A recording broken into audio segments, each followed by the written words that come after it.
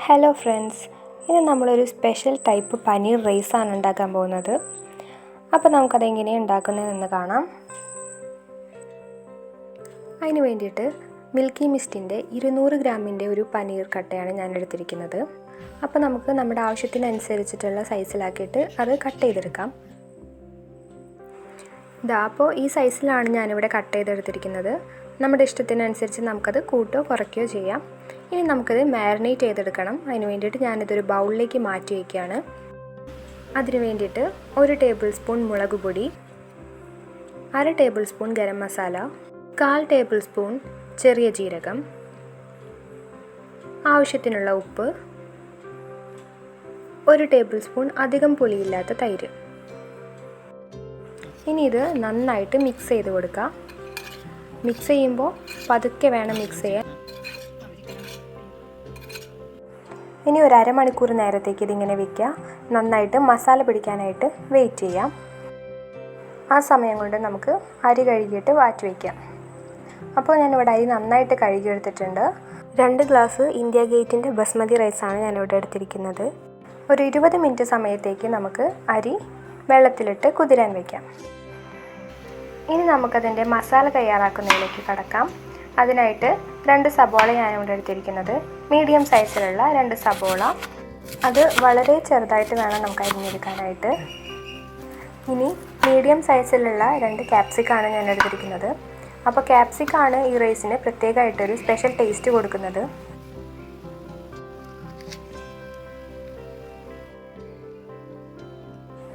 ക്യാപ്സിക്കവും വളരെ ചെറിയ സൈസിലാണ് നമുക്ക് അരിഞ്ഞെടുക്കേണ്ടത്. ഇനി നമുക്ക് വേണ്ടത് 2 തക്കാളിയാണ്. തക്കാളിയും ഇതേപോലെ തന്നെ ചെറിയ സൈസിലാണ് നമുക്ക് അരിഞ്ഞെടുക്കേണ്ടത്. ഓക്കെ, ഇപ്പോൾ നമ്മുടെ പനീർ മാരിനേറ്റ് ചെയ്ത് വെച്ചിട്ടൊരു 30 മിനിറ്റ് ആയിട്ടുണ്ട്. ഇനി നമ്മളൊരു പാൻ ചൂടാക്കിയിട്ട് അതിലേക്ക് ഓയിൽ ഒഴിച്ച് കൊടുക്കാം. കുറച്ച് ഓയിൽ മതിയാവും. നമ്മൾ ഡീപ്പ് ഫ്രൈ ഒന്നും ചെയ്യുന്നില്ല, ഷാലോ ഫ്രൈ ആണ് ചെയ്തെടുക്കുന്നത്. ഓയിലിപ്പോൾ നന്നായിട്ട് ചൂടായിട്ട് വന്നിട്ടുണ്ട്. മാരിനേറ്റ് ചെയ്ത് വെച്ച പനീർ അതിലേക്ക് വെച്ച് കൊടുക്കുകയാണ്. ഞാനിവിടെ യൂസ് ചെയ്യുന്നത് സൺഫ്ലവർ ഓയിലാണ്. ഓക്കെ, ഒരു 10 മിനിറ്റ് ഒരു പുറം കുക്ക് ചെയ്തതിന് ശേഷം 10 മിനിറ്റ് മറുപുറം കുക്ക് ചെയ്തിരിക്കും നല്ലത്. ലോ ഫ്ലെയിമിലിട്ടിട്ട് വേണം ഇത് കുക്ക് ചെയ്തെടുക്കാൻ. ഒരു 10 മിനിറ്റ് ആയിട്ടുണ്ട്. ഞാൻ തിരിച്ചിടാണ് ഇപ്പോൾ. ഇനി ഒരു 10 മിനിറ്റ് ഈ പുറം തിരിച്ചിട്ടിട്ട് കുക്ക് ചെയ്തെടുക്കാം.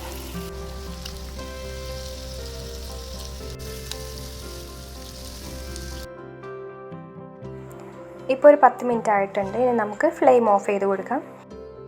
ഇനി നമുക്ക് റൈസ് തയ്യാറാക്കുന്നതിനായി ഒരു കുക്കർ എടുക്കാം. കുക്കറിലേക്ക് നമുക്ക് ആവശ്യമായിട്ടുള്ള ഓയിൽ ഒഴിച്ചു കൊടുക്കാം. ഇവിടെ ഞാൻ യൂസ് ചെയ്യുന്നത് സൺഫ്ലവർ ഓയിൽ തന്നെയാണ്. ഓയിൽ ചൂടായി വരുമ്പോൾ അതിലേക്ക് 5 ഗ്രാമ്പൂ, 1 ബേ ലീഫ്, 1 കറുവപ്പട്ട, 5 ഏലയ്ക്ക, 1 ടേബിൾ സ്പൂൺ ചെറിയ ജീരകം ഇട്ട് കൊടുക്കാം.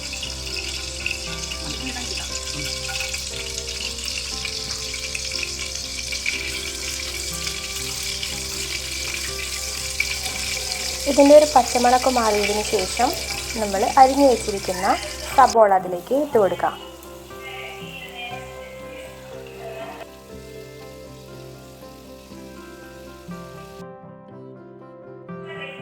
ഒരു മീഡിയം ഫ്ലെയിമിലിട്ടിട്ട് ഇത് നന്നായിട്ട് വഴറ്റിയെടുക്കാം. ഇനി നമ്മളതിലേക്ക് 2 പച്ചമുളക് നീളനെ അരിഞ്ഞെടുക്കാം. 2 ടേബിൾ സ്പൂൺ ഇഞ്ചി വെളുത്തുള്ളി പേസ്റ്റ് ചേർത്ത് കൊടുക്കാം. ആ ഇഞ്ചിയുടെയും വെളുത്തുള്ളിയുടെയും പച്ചമണം മാറുന്നത് വരെ നന്നായിട്ട് വഴറ്റി കൊടുക്കാം.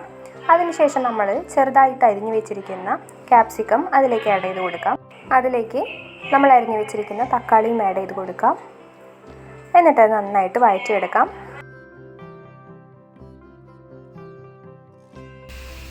ഇനി നമുക്കിതിലേക്ക് അരി വേവുന്നതിന് ആവശ്യമായിട്ടുള്ള വെള്ളമാണ് ഒഴിച്ചു കൊടുക്കേണ്ടത്.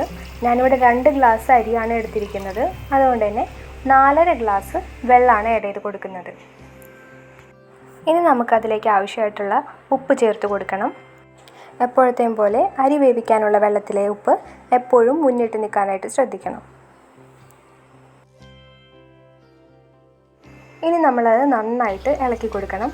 എന്നിട്ട് ഹൈ ഫ്ലെയിമിലിട്ടിട്ട് കുക്കർ മൂടി വയ്ക്കണം. ഒരു 10 മിനിറ്റ് കഴിഞ്ഞ് നമ്മൾ മൂടി തുറന്ന് നോക്കുമ്പോൾ അതിലെ വെള്ളം നന്നായിട്ട് തിളയ്ക്കുന്നുണ്ടാവും.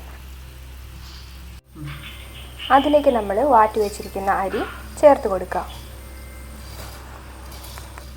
അരി നമ്മൾ അതിലിട്ട് കഴിഞ്ഞതിന് ശേഷം ഒരു ഡ്രൈ ലെമൺ ആഡ് ചെയ്ത് കൊടുക്കാം. ഡ്രൈ ലെമൺ ഇല്ലയെന്നുണ്ടെങ്കിൽ പച്ച നാരങ്ങ ആയാലും മതിയാവും. അതാവുമ്പോൾ ഒരു 5 മിനിറ്റ് കഴിഞ്ഞിട്ട് പച്ച അതിൽ നിന്ന് എടുത്ത് മാറ്റണം തിളയ്ക്കുന്നതിന് മുന്നേ. അല്ലാന്നുണ്ടെങ്കിൽ അതിൽ നിന്ന് കയ്പ്പിറങ്ങാനുള്ള ചാൻസ് ഉണ്ട്. ഡ്രൈ ലെമൺ ആണെന്നുണ്ടെങ്കിൽ കുഴപ്പമില്ല. അരി അതിലേക്ക് ഇട്ടിട്ട് നന്നായിട്ട് ഇളക്കിയതിന് ശേഷം നമ്മളിവിടെ ഫ്രൈ ചെയ്ത് വെച്ചിരിക്കുന്ന പനീർ എടുത്ത് അതിൻ്റെ മുകളിലേക്ക് വെച്ച് കൊടുക്കാം.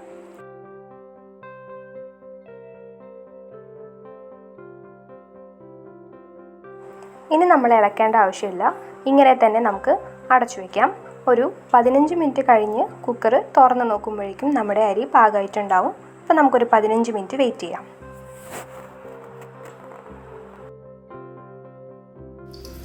ഇവിടെ നമുക്ക് കുക്കറിൻ്റെ മൂടി അതിൻ്റെ മുകളിൽ ജസ്റ്റ് വെച്ചാൽ മതിയാവും. ഇതൊരു ലോ ടു മീഡിയം ഫ്ലെയിമിലിട്ടിട്ടാണ് കുക്ക് ചെയ്തെടുക്കുന്നത്. പല സ്ഥലത്തും പല അരിക്കും പല വേവായിരിക്കും. അപ്പോൾ നിങ്ങൾ അതുപോലെ നോക്കിയിട്ട് ശ്രദ്ധിച്ചിട്ട് ചെയ്യുക.